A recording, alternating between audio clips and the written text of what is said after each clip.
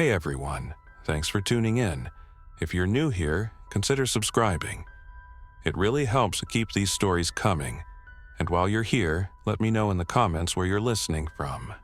Now, sit back, relax, and let's get into the story. My name is Dr. Elias Vanto, and if you're hearing this, the Vatican's internal firewall has failed, or someone on the outside has finally cracked the encryption layer that surrounds the archivum secretum. Either way, what you're about to learn is not fiction. I am not a priest, I am not a soldier, I'm a linguistic researcher trained at the University of Heidelberg, specializing in Proto-Italic inscriptions and pre-Carolingian religious manuscripts.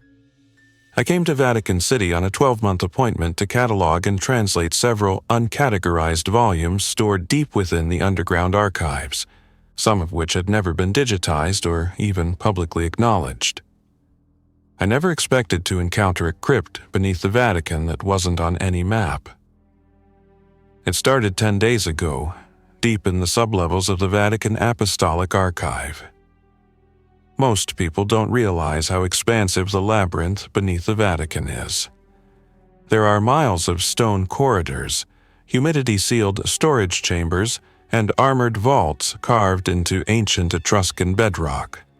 The deeper you go, the older the walls become. Roman bricks give way to even older stone blocks, some blackened by time or soot. I had descended to level 4 that morning, where classified materials are housed. Pope-only clearance, typically, but I was accompanying Monsignor Francesco Bellardi, who acted as my sponsor. Francesco was one of the church's internal historians, a canon lawyer with a penchant for forgotten councils and unratified declarations. He respected my work and often pushed boundaries to help me dig deeper. That morning, the power flickered as we entered Vault 86B.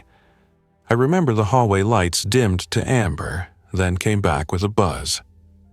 Francesco made a joke about the devil never liking fluorescent lighting, but then something strange happened. The brick wall behind the eastern shelves, just beyond where the Book of Benedictus Interdictum was stored, cracked slightly, just a hairline fracture running vertically like a stress fault. I pointed it out. Francesco's expression changed, his usual dry amusement gone. "That's not part of the original design," he said, kneeling to inspect it. Over the next 2 hours, engineers from the Vatican Maintenance Office were brought down. Among them was Inspector Gianni Caruso, a man who'd spent 28 years maintaining sublevel integrity. He said he'd never seen this section even marked in the blueprints. But the bricks were clearly older than the surrounding structure. It was like a false wall, a medieval patch over something more ancient. That's when the Holy See's Secretary for Structural Preservation got involved. And within 24 hours, excavation was greenlit under the auspices of archaeological preservation. We were told to halt normal research activities. Of course, I didn't listen. The wall was dismantled carefully, revealing a narrow stone stairwell spiraling downward. No electric lighting, no signs of ventilation. Just a dry, cold draft that smelled of ancient decay and crushed myrrh. I noted the symbols carved into the archway at the top, Latin, but stylized in a script I'd only seen once before, on a funerary stele attributed to a suppressed 9th century heretical sect in Ravenna. The phrase was haunting, dormientes sine anhelitu, the breathless sleepers. Over the next 3 days, a small team was assembled. We were to be the first to descend. Besides myself and Francesco, the team included Sister Helena Rourke, a British-born archaeologist and Jesuit nun fluent in Hebrew, Aramaic, and early Semitic dialects. She was stern, cautious, and moved with deliberation of someone who had seen too many tombs disturbed in her career. There was also Father Miguel de Fatima, a Portuguese cleric from the Congregation for the Doctrine of the Faith. His presence was curious, since he carried no tools or books, only a polished black case that he refused to open. Rounding out the team was a pair of Swiss Guard security personnel, Sergeant Thomas Meyer and Corporal Renzo Altamura, armed and quiet, their rifles slung but ready. We descended on a Friday afternoon, July 18th. The Vatican above buzzed with the normal flow of tourists and masses, completely unaware of what was happening beneath their feet. The staircase spiraled tightly for almost 30 meters before opening into a small antechamber lit only by the LED rig we brought with us. What struck me first were the reliefs on the wall. Carved in low relief and blackened with soot, they depicted a scene unlike anything I'd ever seen in Christian or pagan iconography. The figures were human, but drawn unnaturally thin, with hollowed faces and cracked limbs. They surrounded a central altar upon which a figure lay, not in repose, but twisted in agony. Around them, inscriptions in a dead variant of Latin described suffering without death, silence without rest. We moved deeper.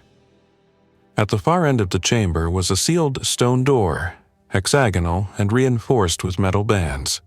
Not Roman, not medieval, but early industrial, possibly late 1700s. A strange choice for a place like this. Stamped into the lintel above was the seal of Pope Clement XIV, who reigned during the late 18th century and was known for suppressing the Jesuit order in 1773. But here, it was combined with sigils I'd seen only in grimoires, the kind stored in forbidden archives. The door wasn't locked, it was sealed. Francesco, always a historian, muttered a prayer before we broke it open with pneumatic tools. The moment it gave, the air changed. A rush of cold, dry gas hissed out. At first, I thought it was just trapped air, but Sister Helena immediately shouted to back away. She pulled out a particle detector from her kit. Readings were high for unknown organic compounds. I saw it too, pale spores or dust swirling like ash in the beam of our lights. It coated our clothes, our skin. Then came the smell, like powdered bone and wet stone. Inside the chamber beyond was what could only be described as a crypt, but not like any burial chamber I'd ever encountered. It was circular, domed, and entirely sealed off from the world for what had to have been centuries. There were 13 stone sarcophagi in a ring formation, each inscribed with a single word, silencio, oblivio, fams, fervor words, associated with suffering, hunger, silence, and fire. And at the center, a pit. No altar, no cross, just a smooth circular shaft cut deep into the rock, descending into blackness. From its edge, strange markings had been etched, spirals and fractured lines that defied translation. As we approached, I felt an almost imperceptible hum, static, like from an old CRT monitor. I touched the stone. It was vibrating faintly. Francesco leaned too far. His foot dislodged a stone. It tumbled into the pit and vanished. We all heard it. A whisper. Faint, like someone breathing through cracked lips, in a language that I knew wasn't Latin but still understood. A voice that seemed not to echo but cling. We should have sealed it again. By the next morning, Francesco was sick. Fever, shallow breathing, skin pale and dry. He claimed he heard whispering at night, a phrase repeating again and again, non-dormient, not sleeping. He died before dawn on Sunday. Only his body didn't rot. It hardened. His skin turned gray and brittle, cracking along the joints. His eyes dried out, his tongue shriveled. It was like watching something fossilize and fast forward. But what shook me most was that even after his heart stopped, I swear, his lips moved once. Just once. Whispering something. Father Miguel demanded the body be taken to the papal medical office for immediate quarantine, but it never made it out of the lower archive. Sergeant Meyer collapsed next, clutching his throat. He'd reported a scratchy cough the night before, but brushed it off. His lips bled from the inside like something was drying him out from within. Helena tried to call out. Her Vatican-issued sat phone gave only static. Then the blast doors closed. Emergency lockdown. No warning. Just a deep klaxon and the grinding sound of hydraulic seals. We were trapped. That's when Father Miguel finally opened his case. Inside wasn't a first aid kit or documents. It was a reliquary. Bronze-bound, lined in red velvet. It held a glass vial with what he claimed were flakes of bone from St. Mercurius, a 3rd century martyr known in some obscure text to have silenced the unburied. He placed it on the floor and began chanting. Not Latin, but Coptic. I understood fragments, prayers for containment, for the breathless to remain sealed. He knew this could happen. Helena demanded answers, and Miguel finally gave them. This wasn't the first time such a crypt had been found. There were records, lost in papal archives of similar outbreaks, quietly contained. Plagues that never made it into history books because the afflicted didn't spread like normal disease. The infection didn't rot the flesh, it calcified it. Turned the host into a dry, hollow thing capable of movement, whispering in dead languages, drawing others toward them not with force, but with words. We weren't dealing with a virus. We were dealing with something older, something linguistic, a mimetic pathogen encoded into language and ritual, awakened when spoken aloud, released through air and sound. That was 5 days ago. The seals are still shut. We've lost 2 more. Renzo is gone. I heard him whispering in the hallway before we found his body slumped against the wall, gray and cracking, eyes dried to powder. Helena and I are the only ones left now. She's in the adjacent chamber, scouring the manuscripts we recovered from the crypt, trying to find a counterscript or a liturgical key. The room smells of ancient vellum and dried blood. Every light we brought down here now flickers at odd intervals, though we checked the batteries just 2 nights ago. The Vatican's internal generator should be routing backup power down to the lower levels, but there's been no sign of restored communication. Even the Swiss Guard emergency frequency is silent. Either they've quarantined the entire substructure and left us to die, or whatever we've released has reached further than just this level, and the silence is a symptom of that spread. I replay the reel-to-reel recording for the 3rd time that morning, adjusting the gain slightly to pick up the whispered underlayer beneath the primary voice. It's in Latin, but a hybridized, degraded form, like ecclesiastical Latin fused with something older, more guttural, syllables collapsing in on each other like crumbling archway. At times, Tamp 1742, the speaker says the words, "Et iterum spirant sine vita." They breathe again without life. Helena joins me just as that phrase ends, holding a long strip of parchment so fragile it trembles in her hands with every step. Her sleeves are rolled up, revealing hands stained with ancient ink and soot. Her eyes are bloodshot, not just from lack of sleep, but from strain, from reading symbols that no sane eye should parse. She lays the scroll on the workbench beside the audio rig and points to a sequence of sigils. "I think this is the key," she says, her voice dry, hoarse. "It's a ward, not a containment spell exactly, but a binding liturgy. Old Coptic phrasing merged with antiphonal Latin. It's designed to suppress mimetic transference." I stare at the parchment. Meaning it stops the whispers from taking root, she explains, from propagating into speech and then thought. She points to a central line inscribed in a coiled spiral, "Vox sine ore, nullum iter." A voice without a mouth has no path. We both look toward the corridor where Renzo's body was still slumped, untouched. neither of us dared move it. Even now, the memory of hearing him whisper just before we found him, those crackling, brittle tones laced with ancient phonemes, makes my stomach knot. Not a moan, not a groan, a whisper. Precise, intentional. "I need to test the binding," Helena says quietly. "On audio, maybe on playback through the reel deck. I think the recording we found could be neutralized or at least partially inverted." We set to work. Over the next 6 hours, we isolate the vocal layers from the 1742 reel, running it through a low-pass analog filter and syncing it with a waveform we construct based on the binding liturgy. We use one of the old Vatican harmonic codexes, a pitch guide for Gregorian tones, to transpose the key correctly. It's delicate work. Any wrong note could destabilize the pattern. Helena mutters prayers under her breath the entire time, not out of faith necessarily, but precision. Catholic ritual is nothing if not obsessive about linguistic structure.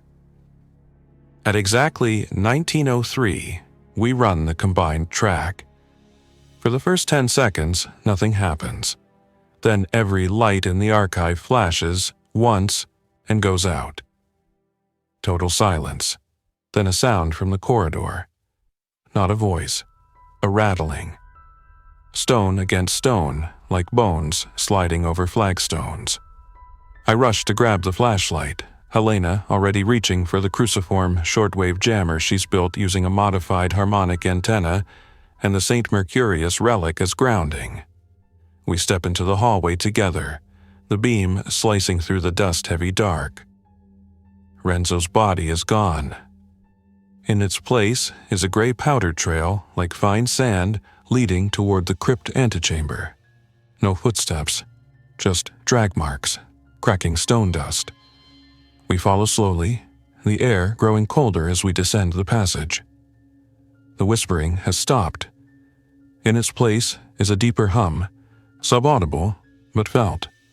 A pressure against the ribs, the same pressure I felt when I touched the stone ring around the pit days ago. The trail leads us back to the central chamber with the 13 sarcophagi. And there we see it.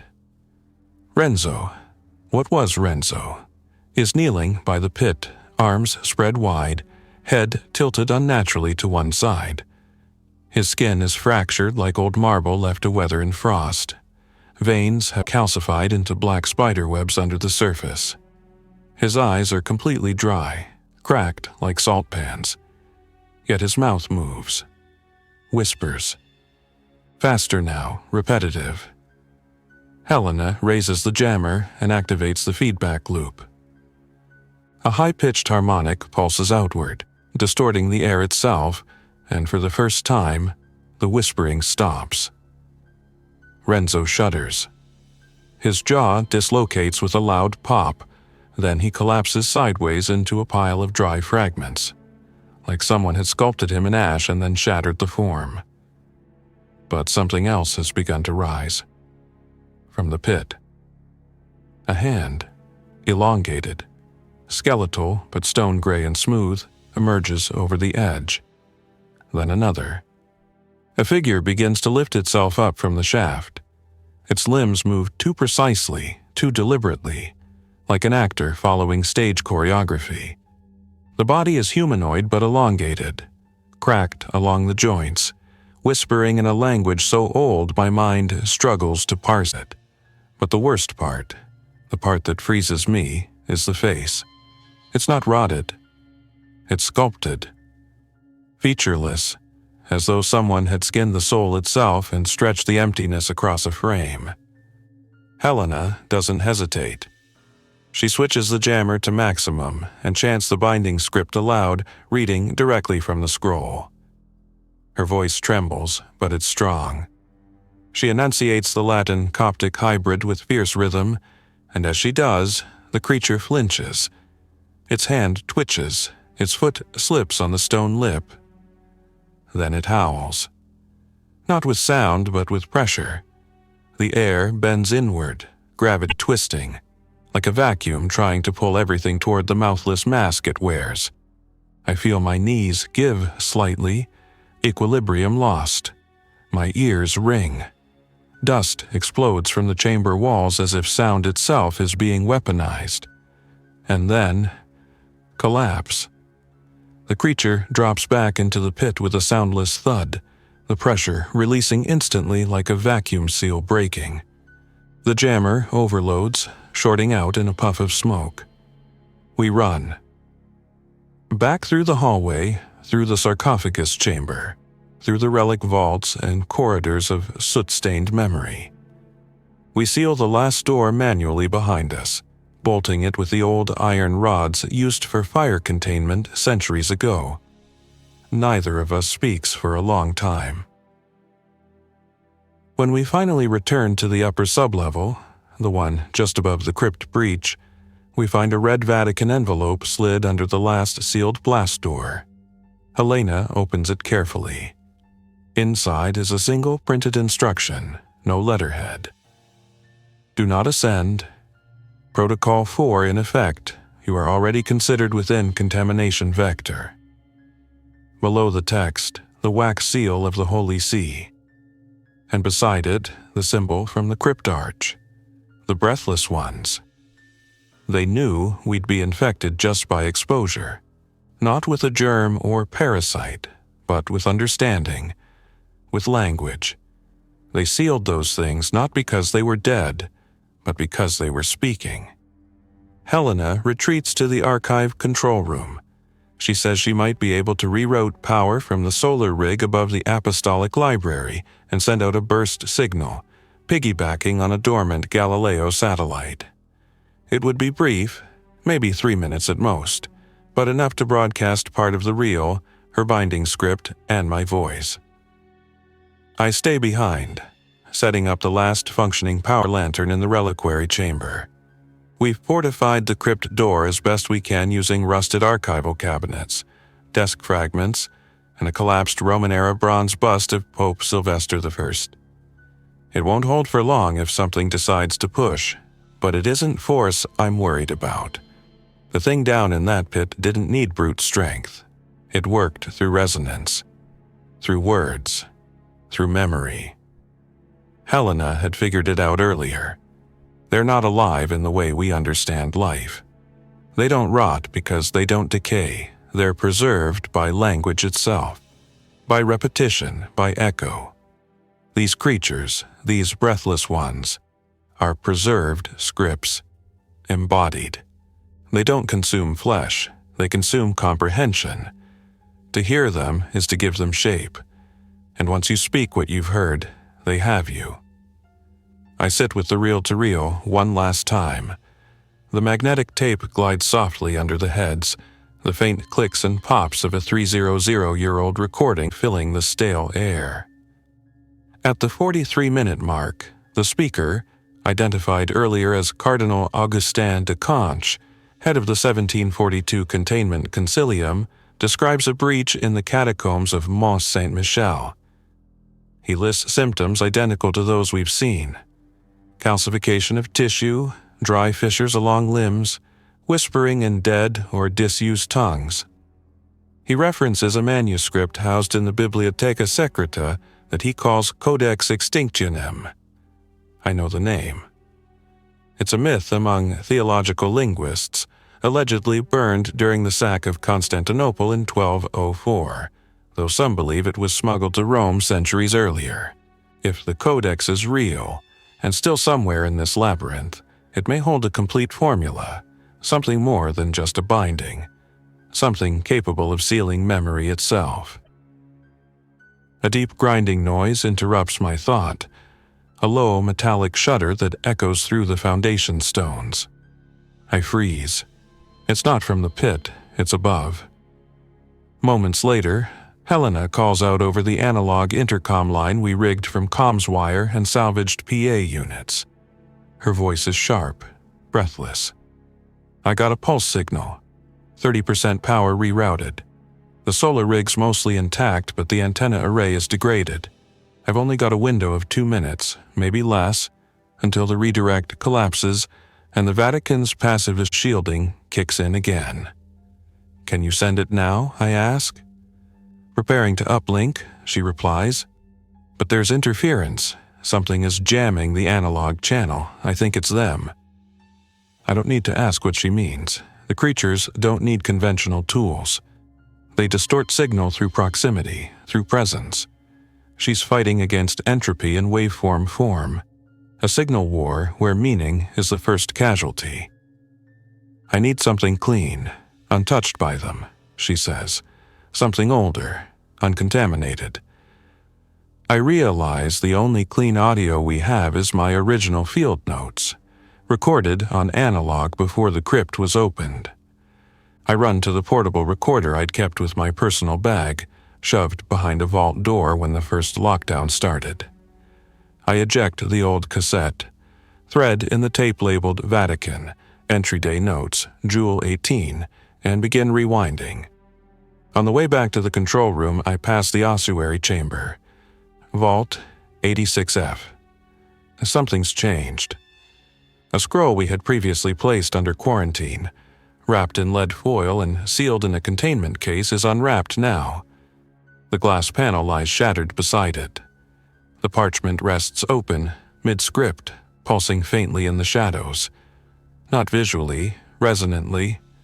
The way bass feels in your chest, but lower, deeper. I pick it up despite everything screaming not to. It's written in interlinear Latin and Hebrew, scribed on tanned calfskin so thin it's nearly translucent. The words shimmer under certain angles, like oil on water. I only glance at the title. Verba cadentium. The words of the fallen. It's not a liturgical script. It's a naming list. A catalog of things that once walked in the breathless state. 13 columns, 13 names, all rendered in phonetic notation. Some are illegible, others still whisper from the page. I don't take the scroll with me.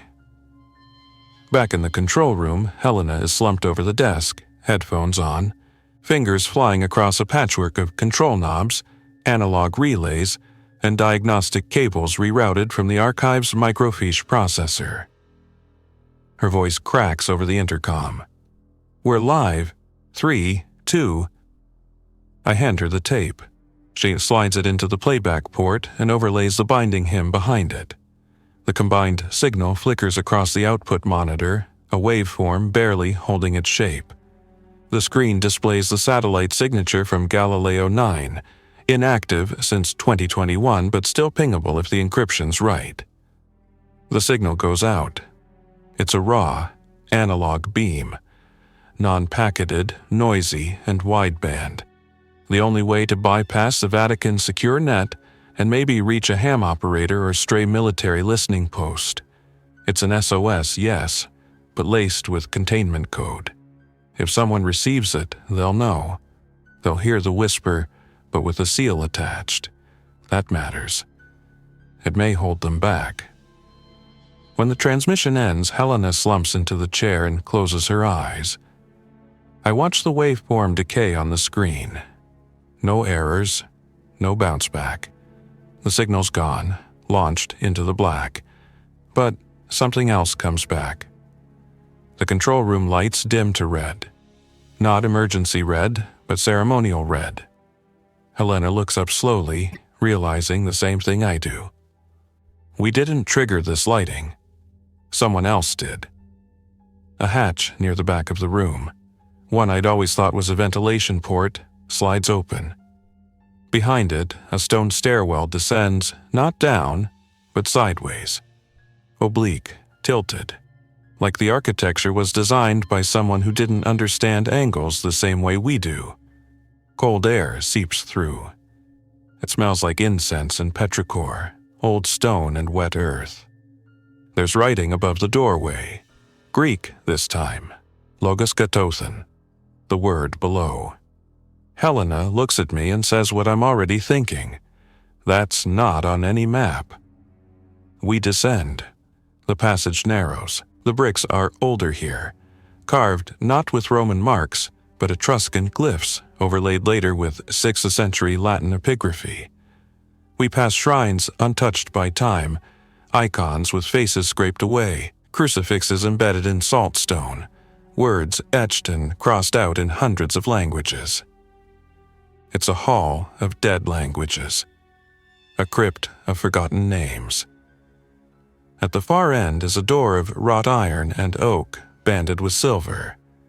It bears the seal of the Libreria Occulta, the Vatican's pre-archive black repository disbanded by papal order in 1492. Few know it ever existed. Fewer still believe anything survived its purge. Inside is a single vault. In it, a book. The Codex Extinctionem. It's real.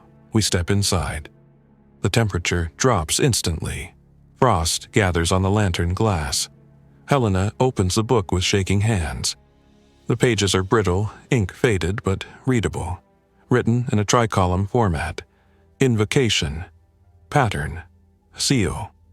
But one passage is marked with a blood-red tab sewn into the margin. Lacrimare exilio dot the tear of exile.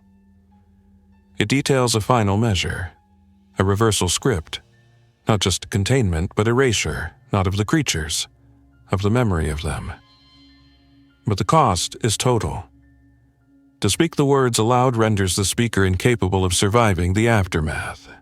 It's an inversion of the breathless principle. Where they remain through being heard, the speaker vanishes through being unheard. Erased. Helena doesn't hesitate. She takes out her rosary and lays it on the book, reading the words to herself, slowly. Then she begins to speak them aloud. Her voice falters once. The air thickens. The room hums like a struck bell. Her features blur slightly in my vision, like heat haze. Then something changes. The acoustics of the room shift, not in pitch but in pressure. The space itself contracts subtly, like the stone walls are listening.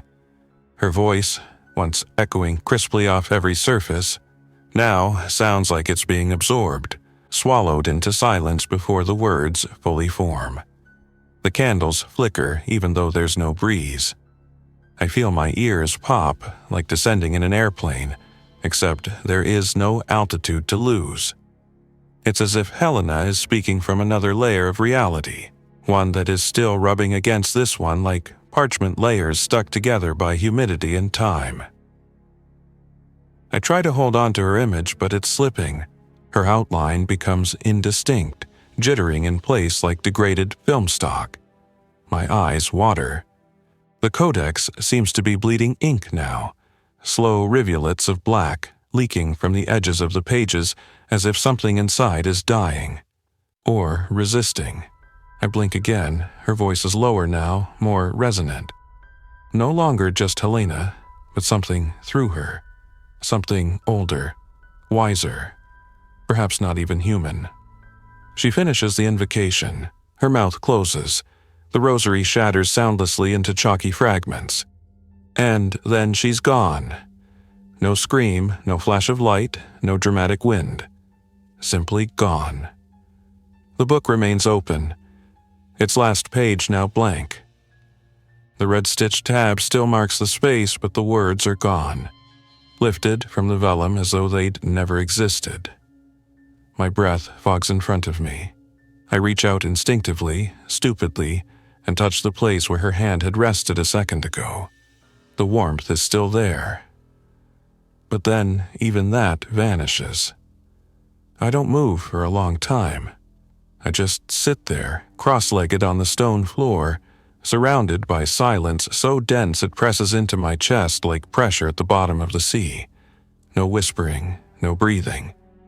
Not even the faint hum from the Vatican systems overhead, just the quiet absence of Helena. And then, I hear something new. It starts as a hiss, faint, granular, like wind through dry grass. It grows steadily louder, and I realize it's not coming from the vault. It's coming from the reel-to-reel still inside my satchel.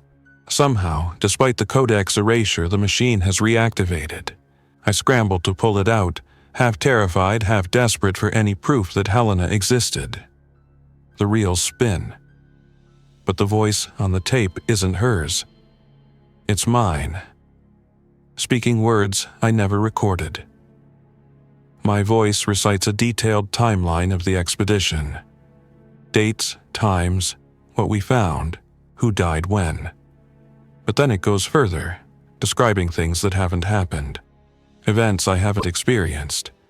It speaks of me moving through the upper corridors of the Vatican archive, of sealed doors opening, of voices that survived even the unbinding.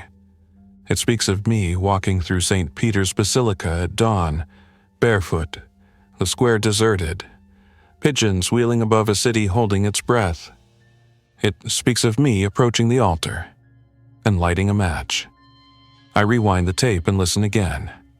Same sequence, same calm cadence, same horrifying precision. It's a future. A recorded memory of something I haven't done yet. I should burn the tape, I know that, but my hands won't obey. Instead, I begin walking, out of the Libreria Occulta, up the angled hallway, past the vault of dead names, through the old archive door, back into the main sublevels. The Vatican lockdown system remains active, but something is wrong. All the red warning lights are off. The corridors are lit with a dull green glow, and no one responds when I call out over the emergency comm line. There are no alarms, no soldiers, just the low, omnipresent drone of climate control fans spinning in otherwise lifeless chambers. I reach the main access elevator to the upper levels. The system grants access. No code required. The cab lurches upward slowly, groaning against inertia as though unused in weeks. I stare at my reflection in the polished steel panel of the door. My eyes are sunken. My lips are cracked. My skin looks paler than before, but I feel no fever, no chills, just a strange lightness in my head, like something inside has rearranged itself. My thoughts are no longer moving in a straight line. They are curling, looping, overlaying, like translation layers, except they're happening in real time, all the time. I'm thinking in parallel. It's how they spoke. The elevator reaches the top floor. I step into the Vatican Library proper. Rows of manuscripts stretch in silence, untouched. On a normal day, this place would be patrolled, occupied by researchers and guards. Now, it's just air and time and dust. I head outside. The side gate to the Piazza San Pietro is unlocked. No guards, no checkpoints. The city is silent. Not dead, just paused, like someone pressed mute on the entire world. The air is clean. The morning is overcast. I follow the path described in the tape. Across the square, through the open doors of the basilica, past the pews, toward the altar. And there, sitting atop the stone pedestal beneath Bernini's baldacchino, is the reel-to-reel machine, already spooled, still humming. This should be impossible. The machine I carried was destroyed by the electromagnetic feedback of Helena's binding ritual. I saw it melt, but this one is intact, spinning. The tape is new. The label reads, Extinctionem vertical bar Elias Vanto. I look around.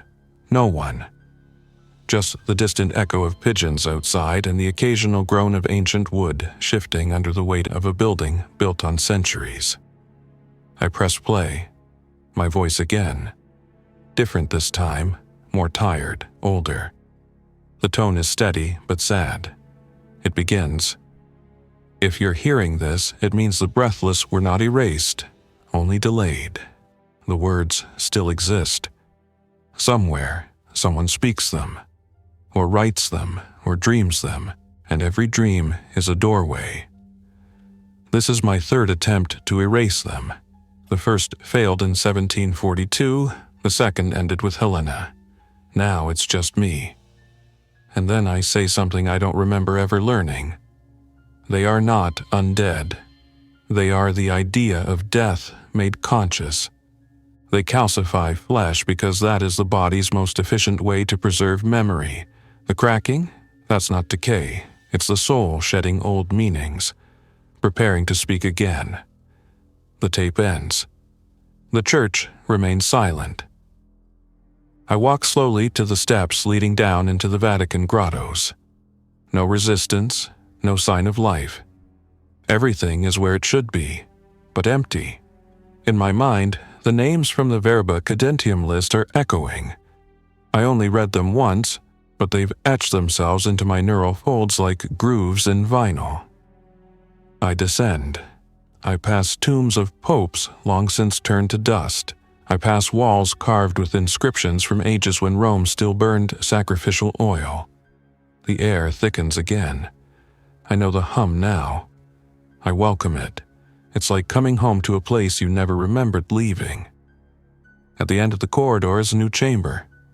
It wasn't here before. It bears no markings, only a mirror. Full length, framed in black iron. In its reflection, I see myself as I truly am. Not gray, not cracked, but hollow. Inside me is not blood or light, but words, etched across the inside of my ribs like tattooed scripture. I step closer, and I speak, only once. The chamber listens, and then the mirror goes dark. If you're hearing this, then some fragment of me still exists on that tape, buried beneath the Vatican, or carried through a signal to some place that hasn't forgotten how to listen. But don't listen too long. They are still speaking, and they know your name now. Thanks for listening. If you enjoyed this story, don't forget to like and subscribe. Your support keeps these creepypastas coming. Until next time, stay alert, stay safe, and never ignore the feeling that something is watching.